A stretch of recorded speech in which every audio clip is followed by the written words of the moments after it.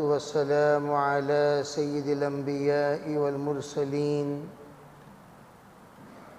محمد وآله وأصحابه أجمعين ومن تبعهم بإحسان إلى يوم الدين وعلى كل من دعا بدعوته واستنى بسنته واهتدى بهديه إلى يوم الدين أما بعد فأعوذ بالله من الشيطان الرجيم بسم الله الرحمن الرحيم والذين اتبعوهم بإحسان رضي الله عنهم ورضوا عنه وقال عليه الصلاة والسلام لا تسبوا الدهر وأنا الدهر كله أقلب الليل والنهار اللهم أيدنا بتأييدك اللهم أيدنا بتأييدك اللهم أيدنا بتأييدك يا رب العالمین۔ محترم معزز حضرات علماء کرام، بزرگان دین، عزیز سامعین، اللہ تعالیٰ نے اپنے انتخاب میں جن جن چیزوں کو مختص فرمایا، منتخب فرمایا، ان میں سے ماہ محرم کا مہینہ، جس کا انتخاب احترام کے لیے، اکرام کے لیے اور فضیلت کے لیے اور ترفع کے لیے، ترقی کے لیے اللہ نے چنا ہے، منتخب کیا ہے۔ گویا ماہ محرم یہ کوئی معمولی مہینہ نہیں ہے، ہمارا اسلامی سال کا پہلا مہینہ ہے، اور اسلامی سال مختلف اعتبار سے بنے ہیں اور ختم ہو چکے ہیں۔ ایک زمانہ تھا نوح علیہ السلام کی کشتی جس وقت جودی پہاڑ پر رکی، اس تاریخ سے تاریخ بیان کیا جاتا تھا۔ پھر ایک زمانہ آیا حضرت ابراہیم علیہ السلام کی قربانی کے واقعے کو تاریخی واقعہ بنایا گیا۔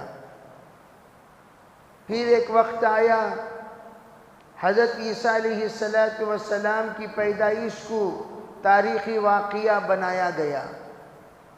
پھر ایک وقت آیا حضرت عیسیٰ علیہ السلام کے اٹھنے کی تاریخ کو تاریخی واقعہ بنایا گیا۔ پھر اس سے پہلے جس وقت فرعون ڈوبا اور حضرت موسیٰ علیہ السلام کی اور ان کے قافلے کے ساتھ اللہ نے جو نجات دی، اس تاریخ کو تاریخی واقعہ بنایا گیا۔ پھر حضور علیہ السلام کے دور میں ایک دور تھا، ایک زمانہ تھا تاریخ میلاد، یعنی آپ کی پیدائش کی تاریخ کو متعین فرما کر وہاں سے ایک سن چل پڑا۔ اس سے پہلے عام الفیل ابرہہ جس وقت تباہ و برباد ہوا، کعبۃ اللہ کے حملے کے لیے بدنیت سے جس وقت وہ آیا، اللہ نے اس کو ابابیل کے ذریعے سے تباہ اور برباد کیا۔ اس واقعے کو تاریخی واقعہ بنایا گیا۔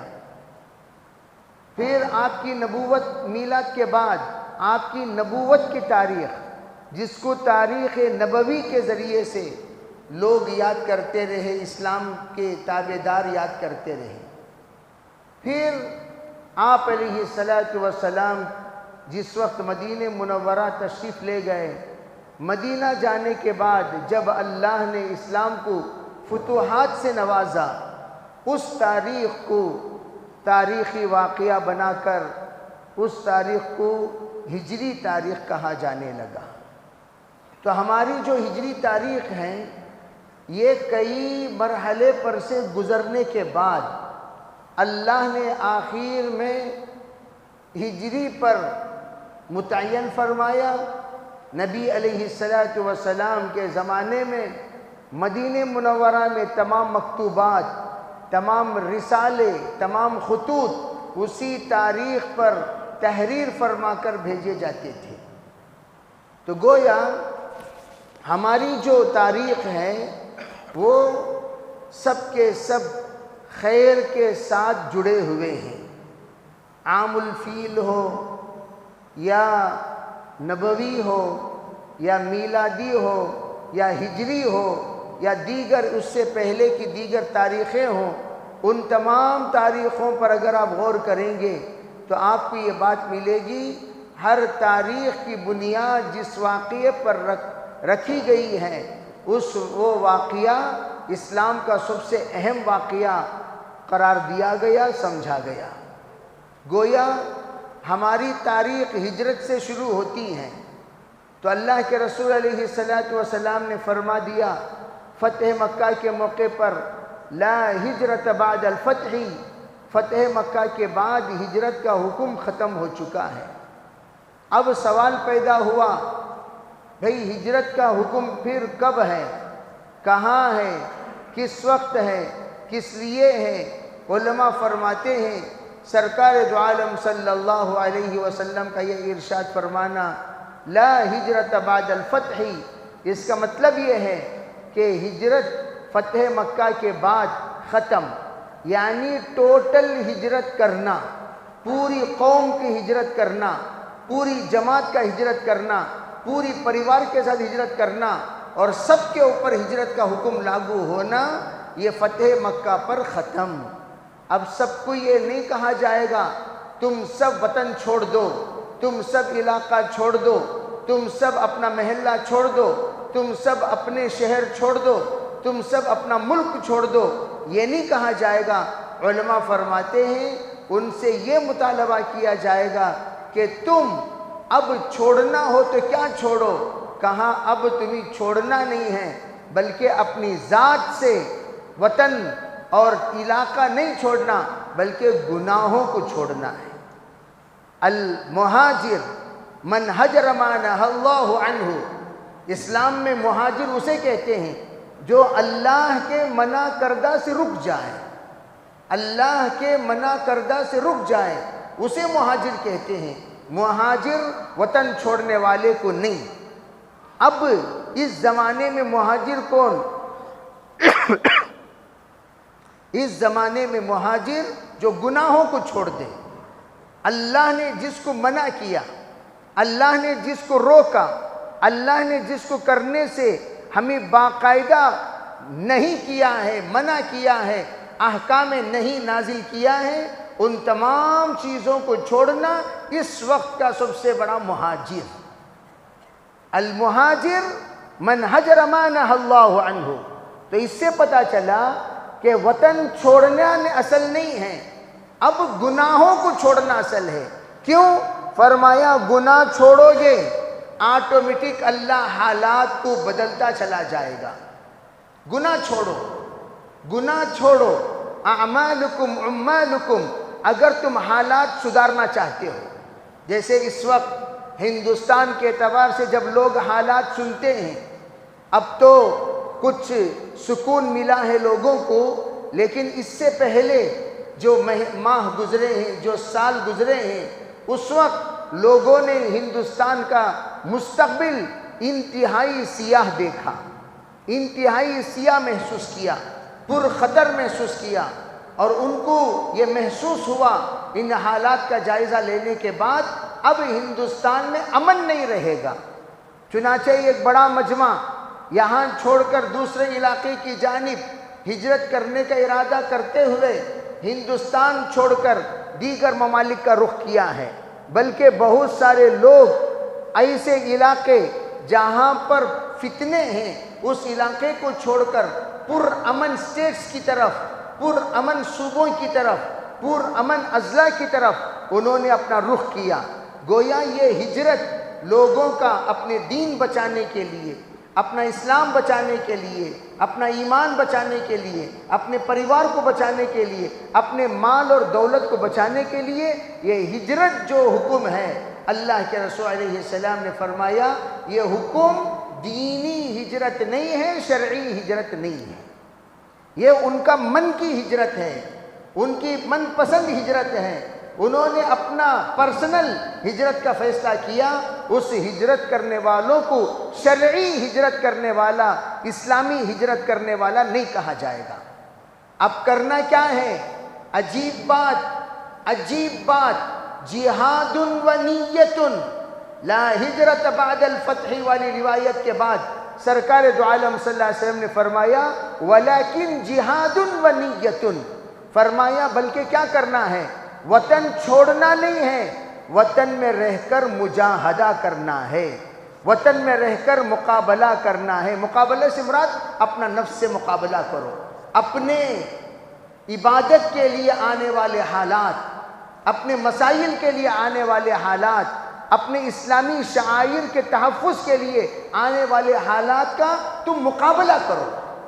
حالات سے گھبرا کر وطن مت چھوڑو، حالات سے گھبرا کر علاقہ مت چھوڑو، حالات سے گھبرا کر آپ اپنے جگہ مت بدلو، بلکہ اسی جگہ پر رہ کر تمہیں مقابلہ کرنا ہے اور تمہیں اپنے آپ کو جمانا ہے۔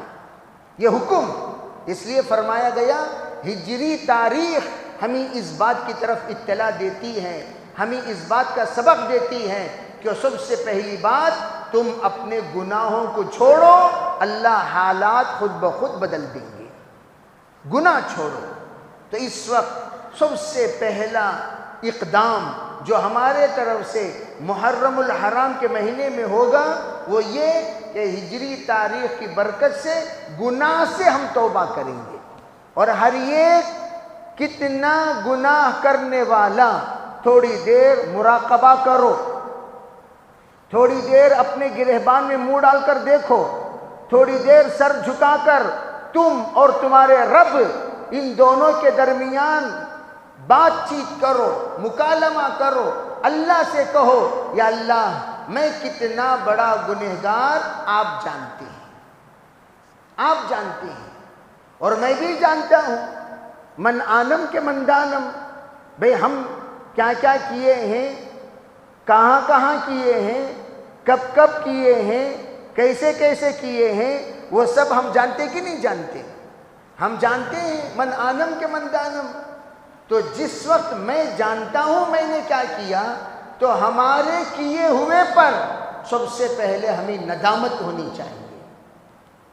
کیا کیا؟ ایک بات یاد رکھو، ہمیشہ زندگی میں بعض ایسی غلطیاں، ایسے گناہ، ایسے ہم سے خطائیں، سیئات، معصیتیں سرزد ہو جاتی ہیں، نسلوں کو اس کا پچھتاوا بھگتنا پڑتا ہے، نسلوں کو۔ کسی پر حالات ایسے ہی نہیں آتے، کسی پر حالات یوں ہی نہیں آ جاتے۔ حالات اگر آ رہے ہیں، حالات کے آنے کے راہیں تم نے ہموار کیا، تم نے ہموار کیا۔ اور ہم بیٹھ کر سوچیں، ارے بھئی ہم نے ایسے کون سی غلطی کا سوراخ ڈالا ہے اپنی زندگی میں، غلطی کا دروازہ کھولا ہے اپنی زندگی میں، خطا کے ذریعے سے ہم نے اپنے آپ کو تباہی کے گڑھے میں اتارنے کا فیصلہ کیا ہے اپنی زندگی میں۔ جس وقت ہم لوگ بیٹھ کر غور کریں گے، ہمیں اگر اخلاص کے ساتھ توبہ کی نیت سے آپ بیٹھ کر غور کریں گے، اللہ ذہن میں ڈالے گا یہ تیری غلطی ہے جس کی وجہ سے تو زندگی میں پریشان ہے۔ اکثر میں یہ کہا کرتا ہوں، بھائی جب اللہ کسی کو اچھا رکھے، توجہ سے سنو اس بات کو، اللہ جب کسی کو اچھا رکھے، اللہ ہمیں کیوں اچھا رکھا ہوا ہے، ذرا غور کرو۔ یہ مت سوچو کبھی میں بہت بڑا ٹیلنٹ، میں بہت بڑا ذہین، میں بہت ہوشیار، میں بہت زیادہ اس میں مہارت رکھنے والا، میرا مقابلہ کرنے والا کوئی نہیں، اس لیے میں آ کر ایسا ہو گیا، میں ایسا ہو گیا، میں ایسا ہو گیا۔ یہ تمام تصور دماغ سے نکالو۔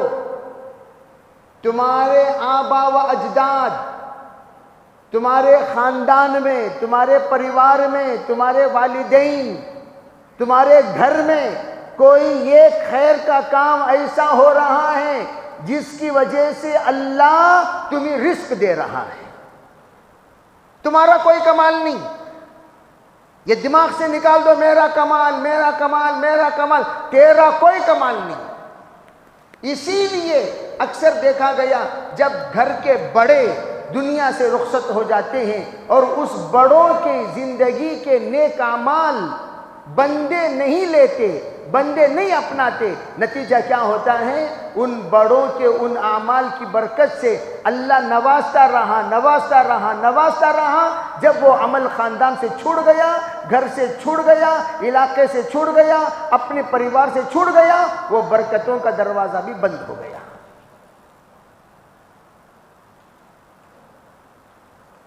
اس لیے حضور علیہ السلام کے زمانے میں جب ایک بالکل اپاہج قسم کا بھائی اس کو گھر سے نکالنے کا جب فیصلہ کیا اور آ کر حضور سے مشورہ کیا، حضور میں اس سے گھر سے نکالنا چاہتا ہوں، سرکار دو عالم صلی اللہ علیہ وسلم نے فرمایا ترزقون بضعفائکم، جتنے کمزور لوگ تمہارے گھروں میں ہیں، پریوار میں ہیں، جن کی تم لوگ خدمت کر رہے ہو، انہی کی وجہ سے تمہیں رزق دیا جا رہا ہے۔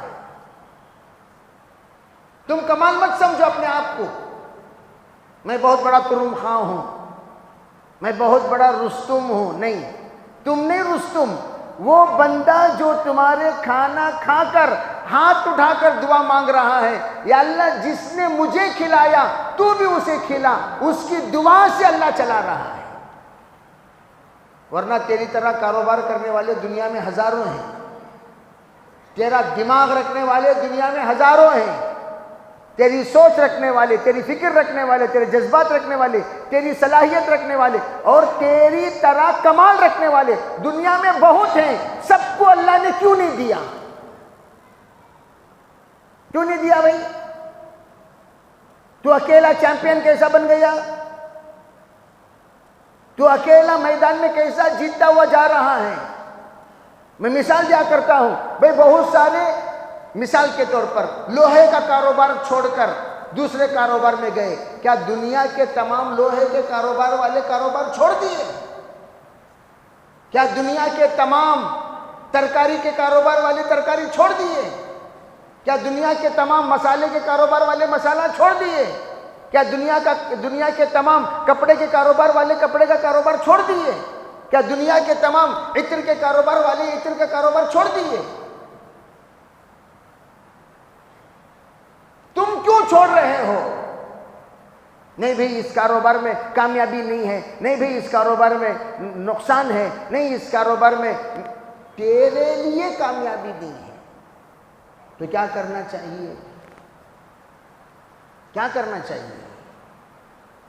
تمہارا دماغ چلانا چھوڑو، توجہ، تمہارا دماغ پرسنل آئیڈیاز، پرسنل ٹیکنیکل سب چھوڑو، تمہارے پرسنل تجربے چھوڑو، اب اللہ سے مشورہ کرو استخارے کے ذریعے سے۔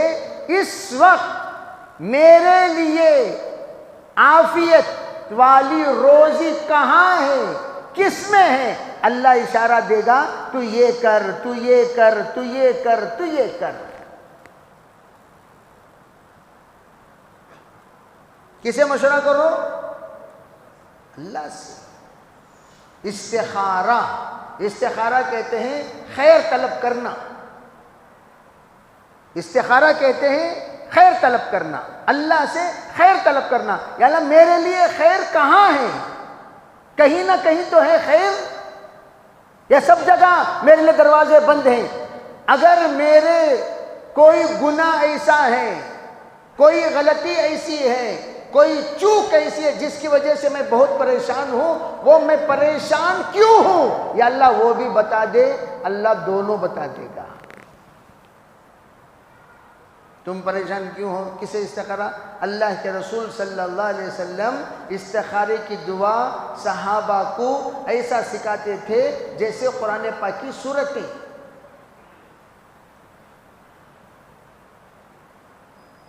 قرآن پاک کی سورت جتنے اہتمام کے ساتھ سکھاتے تھے ویسے استخارہ۔ اور آج ہم میں سے ایک بڑا مجمع استخارہ نہیں جانتا، استخارہ نہیں جانتا، جس کی وجہ سے زندگی میں بہت پریشان ہوتے ہیں۔ کاروبار شروع کر دیے، بند، کیوں بھی پریشان ہوئے؟ مشورہ کیا نہیں، استخارہ کیا نہیں، من مانی، میرے دل میں جو آتا وہ میں کرتا ہوں، میرے دل میں جو آتا وہ میں کرتا۔ تیرا دل کیا کباڑ خانہ ہے؟ پہلے بھی نقصان تیرے دل میں آ کر ہی ہوا، اس سے پہلے بھی نقصان تیرے دل میں آ کر ہی ہوا، اب بھی نقصان تیرے دل میں آنے کی وجہ سے ہی ہو رہا ہے۔ تیرے دل کا کیا اعتبار ہے بھائی؟ تیرا دل کا انٹرنیشنل فگر کیا وہ؟ تیرا دل موسم کے تابع ہے، ماحول کے تابع ہے، لوگوں کے تابع ہے۔ جیسے جیسے لوگوں کی آوازیں تیرے کان میں پڑے گی تیرا دل بدل جائے گا۔ تیرے دل کا کوئی اعتبار نہیں۔ اعتبار اللہ سے یہ کہو میرا مستقبل میں خیر کس میں ہے۔ یہ ہے محرم کا پیغام۔ المہاجر من ہجر ما نہی اللہ عنہ۔ اور میں اکثر کہا کرتا ہوں، یہ جو مقررین نے یہ طے کر لیا محرم میں کربلا بیان کرنا، ارے بھئی محرم میں اگر کوئی واقعہ بیان کرنا ہوتا 55 واقعات محرم میں پیش آئے ہیں، پورا سال گزر جائے گا محرم کے واقعات ختم نہیں ہوں گے۔ یہ بھی ایک بدعت ہے، یہ بھی ایک رسم ہے، یہ بھی ایک رواج ہے کہ محرم میں کربلا بیان کرنا۔ کیوں بھائی کربلا بیان کر رہے ہو؟ کربلا کیا مصیبت ہے؟ کربلا شہادت ہے، کربلا پیغام ہے، کربلا سبق ہے۔ کربلا کیا ہے؟ زندگی بھر کربلا، یہ ہے پیغام۔ پیغام کربلا، پیغام کربلا، کر بھلا کر بھلا کر بھلا۔ زندگی بھر کیا کر؟ یعنی گناہوں کو چھوڑ بھلے کام کر، گناہوں کو چھوڑ بھلے کام کر، گناہوں کو چھوڑ بھلے کام کر۔ وہ بھلے کام کرنے میں چاہے تیری جان چلی جائے بھلے کام مت چھوڑا کر۔ یہ ہے پیغام کربلا۔ تو میں یہ عرض کرنا چاہتا ہوں کہ ہمارا محرم یہ ماتم منانے کے لیے نہیں آیا۔ ماتم نہیں مناتے ہم محرم میں کوئی رسوم نہیں۔ محرم تمام مہینوں کی طرح ایک مہینہ ہے۔ ہاں، جیسے میں نے گزشتہ جمعہ عرض کیا، رمضان المبارک کے بعد محترم مہینہ، متبرک مہینہ محرم کا مہینہ ہے۔ رمضان کے روزوں کے بعد محرم کے روزے کی فضیلت ہے، اور یہ روزے کتب علیکم الصیام کما کتب علی الذین من قبلکم لعلکم تتقون، جو اس آیت میں ذکر کیا۔ رمضان میں آپ یہ آیتیں بار بار سنے ہوں گے، کتب علیکم الصیام کما کتب علی الذین من قبلکم، من قبلکم تم سے پہلے لوگوں پر اللہ نے روزہ جس طرح فرض کیا تھا اس طرح اللہ تم پر بھی روزہ فرض کیا ہے۔ اس سے مراد تمام مفسرین یہ کہتے ہیں بغیر کسی تفریق کے، بغیر کسی اختلاف کے، اس سے مراد محرم کا روزہ۔ کون سا روزہ؟ ارے بولو کون سا روزہ؟ محرم کا روزہ۔ کیوں؟ من قبلکم، تو رمضان تو تھا نہیں، اور رمضان المبارک کے روزے ہجرت کے بعد مدینے میں فرض ہوئے، ہجرت کے بعد مدینے میں فرض ہوئے، اور مکہ المکرمہ کی زندگی میں سرکار نے، صحابہ نے جو روزہ رکھا وہ کون سا؟ وہ سب محرم کا روزہ۔ جس وقت رمضان المبارک کا روزہ آیا، سرکار دو عالم صلی اللہ علیہ وسلم نے اختیار عطا فرمایا، ارے بھائی 10 تاریخ کا روزہ تو ہے لیکن وہ تم پر فرض نہیں ہے، تم پر فرض نہیں ہے۔ ترغیب دی آپ نے کہ نحن احق منکم، تم لوگ محرم کا روزہ رکھتے ہو اے بنی اسرائیل، کیا وجہ ہے؟ کہا اس دن اللہ نے فرعون سے ہمیں نجات دی تھی، حضرت آدم علیہ السلام کی توبہ اللہ نے قبول کی تھی، حضرت آدم اور حوا کو عرفات کے میدان میں اللہ نے ملایا تھا، اور حضرت نوح علیہ السلام کے اس کشتی کو جودی پہاڑ پر ٹھہرایا تھا، یونس علیہ السلام کو اللہ نے مچھلی سے نجات دی تھی، حضرت عیسیٰ علیہ السلام کو اللہ نے اٹھایا تھا، حضرت موسیٰ علیہ السلام کو اللہ تعالیٰ نے دعا قبول فرما کر فرعون کو ڈبا کر اپنی قوم کے ساتھ نجات دیا تھا۔ مختلف 55 واقعات پیش آئے 10 محرم میں۔ جب کہا یہ تمام کا شکریہ، ان تمام نعمتیں جو کچھ اللہ نے ہمیں عطا کیا، ان تمام کے شکریہ کے طور پر ہم لوگ روزہ رکھتے ہیں عاشورے کا۔ تو حضور صلی اللہ علیہ وسلم نے فرمایا ارے بھئی یہودیوں کی مخالفت کرو، وہ 1 روزہ رکھتے ہیں، تم لوگ 2 روزہ رکھو۔ وہ عاشورے کا رکھتے ہیں، تم 9-10 رکھو یا 10-11 رکھو، 9-10 یا 10-11 روزہ رکھو۔ اور یہ روزہ رکھنے کو بہت بڑی فضیلت بیان کی، اور عجیب بات کہا، قیامت جب قائم ہوگی وہ بھی محرم کا عاشورے ہی کا دن ہوگا، اور جو بندہ روزہ رکھے گا، علماء نے کہا حشر کے پیاس سے اللہ اسے محفوظ رکھے گا۔ وسیع کرو اپنے دسترخوان کو، یعنی اس دسترخوان میں غربا کو بٹھاؤ، مسکینوں کا خیال رکھو، لاچاروں کو لے جا کر دو، جو یتیم خانے ہیں کھلاؤ، مدارس ہیں کھلاؤ، جہاں پر غربا ہیں اڑوس پڑوس میں، رشتہ داروں میں کھلاؤ پلاؤ۔ دسترخوان وسیع کا مطلب اپنے گھر میں دسترخوان لمبا بچھا لینے کا نام نہیں ہے، ہر جگہ پر تمہارا دسترخوان بچھے، ہر جگہ پر تمہارا دسترخوان بچھے، خالی انوچ لمبا دسترخوان کر لینا، پورے آئٹم انوچ کھا لینا۔ دسترخوان وسیع کیا، دسترخوان وسیع کیا، دسترخوان وسیع کیا۔ دسترخوان وسیع کرنے کا مطلب آئٹموں کا زیادہ ہونا نہیں، دسترخوان وسیع کا مطلب یہ ہے کہ تمہارے ذریعے سے بہت سارے سیراب ہوں۔ اور محرم میں شادی کرنے میں کی بھی برکت ہے، اور اگر کوئی محرم میں نکاح کر رہا ہے وہ سنت نبوی پر عمل کر رہا ہے، وہ رسم کو توڑ رہا ہے، بدعت کو توڑ رہا ہے، وہ دماغوں میں جو باتیں بسی ہوئی ہیں محرم میں شادی کرنے سے یہ ہوگا یہ ہوگا یہ ہوگا یہ ہوگا، ان تمام خیالات کو وہ لوگ صحیح کر رہا ہے۔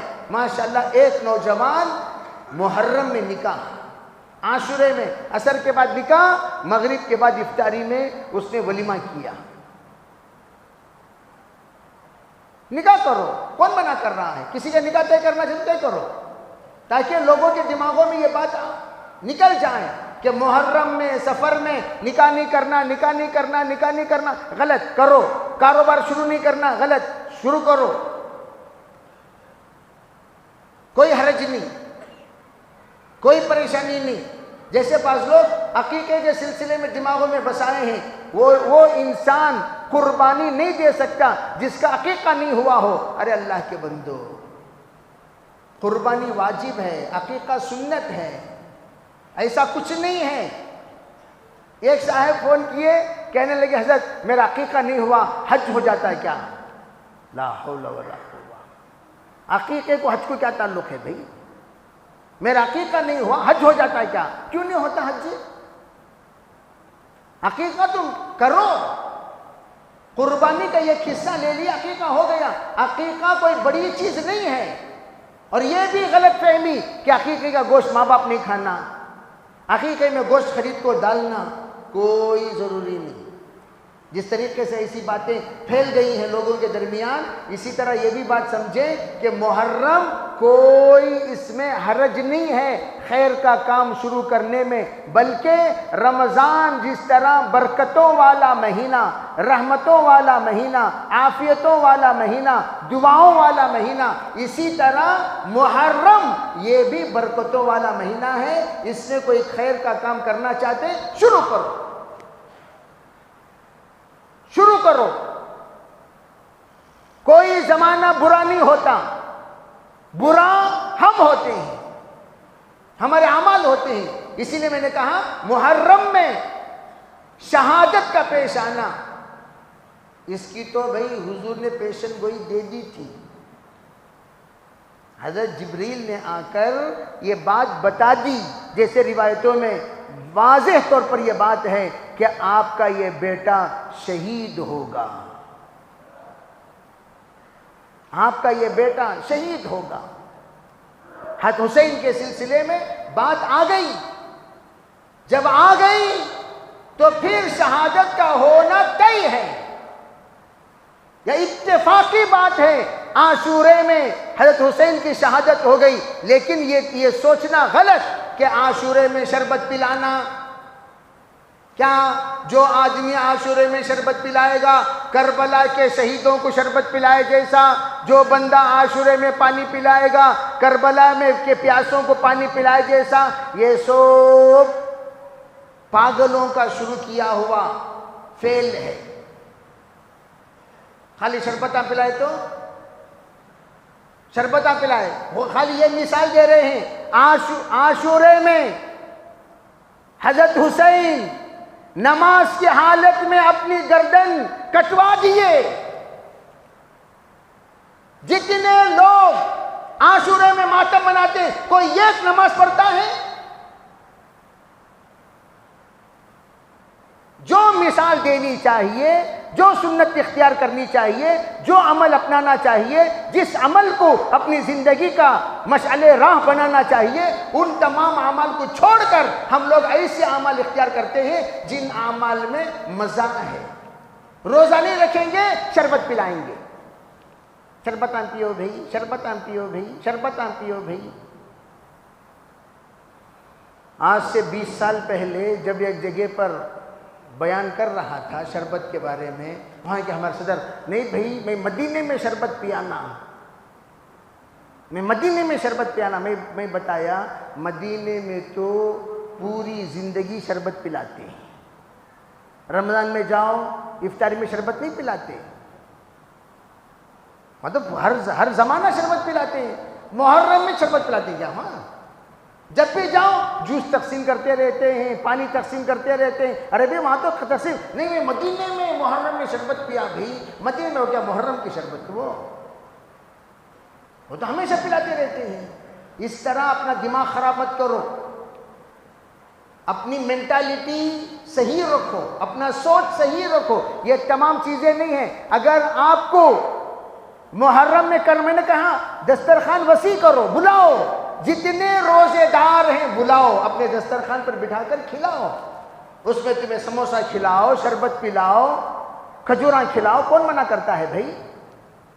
لیکن وہاں پر ٹیبل لگا کر شربتیں پلانا، یہ بالکل رسم ہے، رواج ہے، اس پر تمہیں گناہ ہوگا۔ اس پر تمہیں کیوں؟ تم نے جو چیز نہیں ہے اس کو تم نے ایجاد کیا، جو چیز شریعت میں نہیں ہے اسے تم نے شروع کیا، اور اسے ثواب سمجھ کر پیسہ کلیکشن کرنا، ٹیبل لگا کر پلانا منع۔ اس لیے ماتم ہم نہیں مناتے۔ ماتم منانا شہداء، میں تو کہتا ہوں اگر تجھے ماتم منانا ہے تو حضرت عمر بھی شہید ہوئے، محرم ہی میں شہید ہوئے، ان پر ماتم کیوں نہیں مناتے بھائی؟ حضرت حسین نے کس کا ملے سو شہداء میں؟ حضرت علی شہید ہوئے، ان کے والد، ان پر ماتم کیوں نہیں؟ سب سے زیادہ دردناک شہادت حضرت حمزہ کی ہوئی، ان پر ماتم کیوں نہیں؟ جن پر سرکار دو عالم صلی اللہ علیہ وسلم نے 70 مرتبہ جنازے کی نماز پڑھی، بار بار سرکار پڑھ رہے ہیں، بار بار سرکار پڑھ رہے ہیں، بار بار سرکار پڑھ رہے ہیں، کسی پر آپ نے 2 مرتبہ جنازے کی نماز نہیں پڑھی، حضرت حمزہ کے جنازے پر 70 مرتبہ۔ وجہ دل آپ کا، من آپ کا تھمنے کو تیار نہیں ہے، وہ غم ہمیشہ سرکار کے دلوں میں تازہ رہا۔ وحشی اسلام قبول کرنے کے بعد قاتل حمزہ، الاسلام یہدم ما کان قبلہ، وحشی سے آپ نے فرمایا وحشی اللہ کے واسطے آپ میرے سامنے مت آئیے، آپ میرے سامنے مت آئیے۔ حضرت وحشی کہتے ہیں اگر حضور مجھے قصاص میں قتل کر دیتے، مجھے یہ برداشت تھا، جس وقت آپ نے کہا میرے سامنے مت آئیے، آپ کو جب دیکھتا ہوں مجھے میرے چچا یاد آتے ہیں اور غم تازہ ہو جاتا ہے۔ وحشی کہتے ہیں میں میری پوری زندگی سرکار کے پیچھے نقاب ڈال کر بیٹھتا تھا، یہاں تک کہ حضور کے وصال کے بعد حضرت وحشی سلام کرنے کے لیے روضہ اقدس پر پہنچتے، نقاب ڈال کر پہنچتے تھے۔ سید الشہداء حضرت حمزہ کو لقب دیا حضور نے۔